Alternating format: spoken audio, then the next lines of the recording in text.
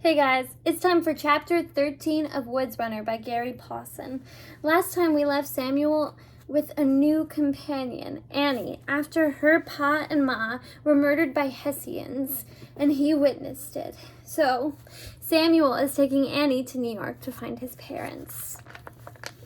Now, before I start the chapter, here's a little info on civilian deaths. Civilian mortalities have always been underreported in wars and are nearly impossible to verify. Most historians and governments are forced to guess at the numbers because not only are birth and death certificates, church records, tax rolls, and immigration documents frequently destroyed during combat, but the true numbers are, in many cases, never counted in order to hide them from the country's own people as well as the enemy. Once mass weapons such as cannons and guns were developed and used by the military, far more civilians were killed simply by being in the wrong place at the wrong time. Chapter 13. There were signs on the side of a tree, 2 boards hacked into the shape of an arrow, nailed up with large handmade cut nails. One pointed to the trail that went straight south. Crude letters, Philadelphia, 41 miles. The other arrow pointed straight east, New York, 38 miles.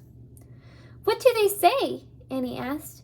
"I can get the letters, but I can't put them together so good yet." Samuel told her. "About the same to either place. A 3-day walk. Let's get off the trail. I've got to think on it." They moved back into the undergrowth and settled out of sight. "What's to think about?" Annie said. "We go to New York to get our mom and pa." She did not realize what she said, but Samuel heard "our."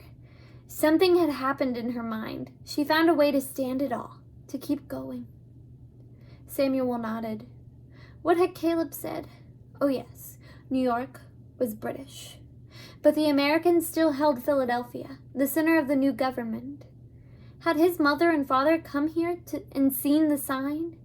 Did they know that safety and refuge were just 40 miles away? And did they have to go to New York? He shook his head. I ought to take you to Philadelphia, where it's safe, and find a place for you." No, I ain't going to leave you. You're the only family I have. It won't help to leave me someplace because I'll just run and follow you, no matter what you say. We're going to find our folks. That's all there is to it. We're going to New York. What I was going to say, together. What I was going to say was that it would take too long to go down there and come back, 6 or 7 days. So I guess we'll stick together. Good, that's settled. Samuel almost smiled. She looked so ragged. Her dress was indescribably dirty, and so was her face. Her hair stuck out at odd angles. The dirt was caked on her legs, and her feet looked like shoe leather. And yet she was ready to do what had to be done. "I'm proud," he thought, "to have a sister as you. To have you as a sister." "All right, then," he said. "Let's go." They had a stroke of luck after they turned towards New York. Later that day, they saw a farm with fresh corn in the field. They crept into the edge of the field and took enough ears for dinner. Just after leaving the field, back in the woods alongside the trail, they heard an awful racket coming up the road from the rear. Something on wheels was clanging and clanking and rattling along. They were far enough back in the thickest part of the undergrowth, so they couldn't see what it was. It stopped nearby. All was quiet, and then Samuel heard dogs panting. Before he and Annie could move, 2 black and white, mostly collie dogs, came up to them in the brush, looked at them straight into the eyes, and gently tried to push them out towards the road, using their shoulders against Samuel's and Annie's legs. "Hey," Samuel whispered, "leave off." He heard a laugh. "You might as well come out of there," a coarse, deep voice shouted. "I know right where you are, and I've got a 2-gauge swivel gun aimed at you." "You stay here," Samuel whispered to Annie. "I'll see what's going on." But no, she was not going to stay, and they both stood and walked out of the brush, the collies nudging them along. A huge freight wagon stood on the road, so stacked up with all sorts of everything, from bundles of rags to loops of tin pots tied up like garland, to 2 saddles, to barrels and buckets and rocking chairs, that it looked enormous. A junk pile on wheels being pulled by 2 scruffy mules. "How's your day?" The man on the wagon, spitting, and in such a thick Scottish brogue that it was difficult to understand him. "I'm Abner MacDougall, tinker at large. The 2 dogs are William and Wallace, named after Scottish heroes." He saw Samuel's rifle and he held up his hands. "Don't shoot. I was making a jest about the swivel gun. I'm not armed, as you can see. I don't believe in shooting things." He seemed to be dressed in sewn-together rags and looked as untidy as the junk he was carrying. His voice had a horrible rasping sound to it, like a steel shovel edge hitting rocks and gravel. And he was absolutely covered in unkempt gray hair. It was almost impossible to see his face for the hair, and the lower part of his beard was soaked with tobacco stain from dribbling spit. "I'm Samuel," Samuel said, "and this is Annie." Abner nodded and then looked at the dogs, which had moved in front of the mules and were peering down the trail in the direction of New York. "Get in the back of the wagon," Abner said. "What? Get in the back of the wagon! Hide the rifle, now, quick! Someone wrong is coming." "Wrong? Move! Hide the gun!" Abner's firm voice left no room for argument.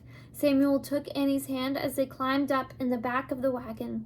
There was just room for them to sit with their legs down out on the open wagon bed. Samuel hid his rifle and powder horn beneath a pile of cloth. He had no sooner done this than there was a sound of hooves. A troop of British cavalry dragoons came around the bend in front of the wagon and stopped. Samuel could see through the side of the wagon. There were about 20 riders in red uniforms and high fur hats and knee-high boots. They were carrying short muskets and sabers. The horses were well lathered, snorting and breathing hard, and the group broke formation and spread around the wagon. 2 men pulled their sabers and started poking in the load from the sides until Abner said, "Careful there! There's my baron's baron inside." "Your what?" The commanding officer pulled up next to Abner. "My grandchildren. Don't go poking them with your stickers." "The purpose of your trip?" "We're headed to New York. I buy things and sell things. Would you be looking for anything in particular yourself?" "You could have any kind of illegal goods in there." The officer nodded at the wagon. "Any kind of contraband." "I could, but I don't. And besides, I have a merchant's pass from the commanding general's staff, handwritten, signed, and sealed. All official." "Let me see." Samuel heard the rustle of paper being passed back and forth. He could not see the front of the wagon, and then the officer's brusque voice said, "All right, then, pass on, but watch for anything suspicious. We've just taken New York, and a lot of rebel runners and deserters are trying to make their way to Philadelphia." Samuel looked at the troopers around the back of the wagon, who were looking at him. One smiled and nodded at Annie, but she sat quietly, her eyes big and her jaw tight. "Fall in," the officer commanded, and the men wheeled their horses into formation and rode past. "Up, Brutus! Up, Jill!" Abner slapped the reins across the rump of the mules, and they grunted and started pulling the wagon, which began to roll ahead slowly. "Stay in the wagon until they're out of sight," Abner said. "Until they're gone. Then come up on the seat. We'll talk." Samuel was confused. He decided not to trust anyone, yet this old man had come forward and lied for them.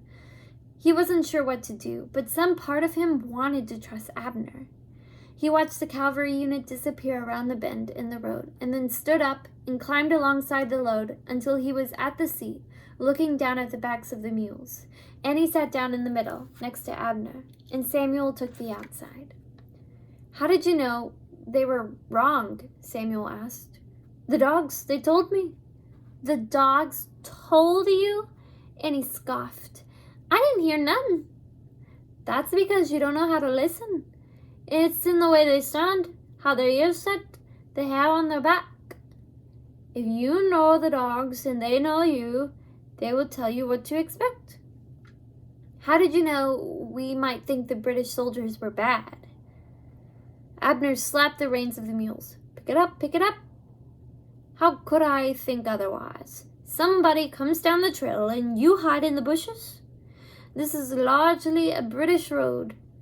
You come out carrying a gun at the ready. He laughed. It's hard to think you'd act any way with a friend.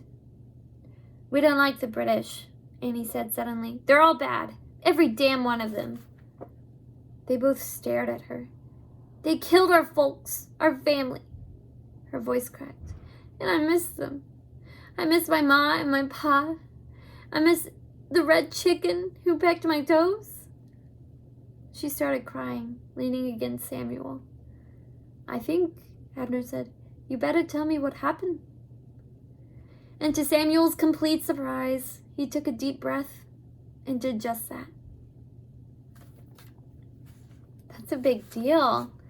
That concludes chapter 13. And it looks like he's got another friend, Abner, the Scottish man. Sorry about the accent. I'm not very fluent in Scottish accents. I wish I was. But guys, don't forget to take notes on this chapter. And really, I wonder if this is a coverage he needed. Like, Abner's allowed to be in New York, so it might be a lot safer for him to find his parents with the help of Abner.